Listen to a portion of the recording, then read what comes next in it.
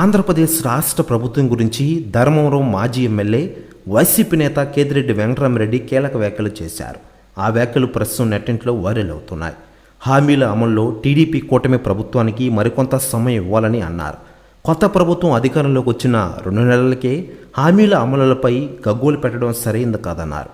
అప్పుడే అద్భుతాలు జరుగుతాయని ఆశించకూడదని కేతిరెడ్డి వెంకటరామిరెడ్డి అభిప్రాయపడ్డారు. తన యూట్యూబ్ ఛానల్లో మాట్లాడుతూ కేతిరెడ్డి వ్యాఖ్యలు చేసిన విషయం తెలిసిందే. ఆ వీడియో ప్రస్తుతం నెట్టింట్లో వైరల్ అవుతోంది. అద్భుతాలన్నీ అప్పుడే జరుగుతాయని అనుకోకూడదు. ఏడాది ఆఖరి వరకు ప్రభుత్వానికి మనం సమయం ఇవ్వాలి. సంపదలు సృష్టించి ఇస్తామన్నారు. ఆ సంపదలు సృష్టించేందుకు వారికి సమయం ఇవ్వాలి. సంపదలు సృష్టించిన తర్వాత హామీల అమలు గురించి అడగాలి. అలాగే ప్రభుత్వం అనేది పాలన చేయాలి కానీ వ్యాపారం చేయకూడదంటూ సంచలన వ్యాఖ్యలు చేశారట కేతిరెడ్డి గారు. ఇక ఇదిలా ఉండగా లేటెస్ట్గా అందుతున్న సమాచారం ప్రకారం కేతిరెడ్డి గారు పవన్ కళ్యాణ్ గారి గురించి కొన్ని కీలక వ్యాఖ్యలు చేశారట. ఆయన మాట్లాడుతూ పవన్ కళ్యాణ్ గారు ఈరోజు ఆంధ్రప్రదేశ్ రాష్ట్ర డిప్యూటీ సీఎంగా రాణిస్తున్నారు. ఆ రోజు పవన్ కళ్యాణ్ చేసింది 100% కరెక్ట్.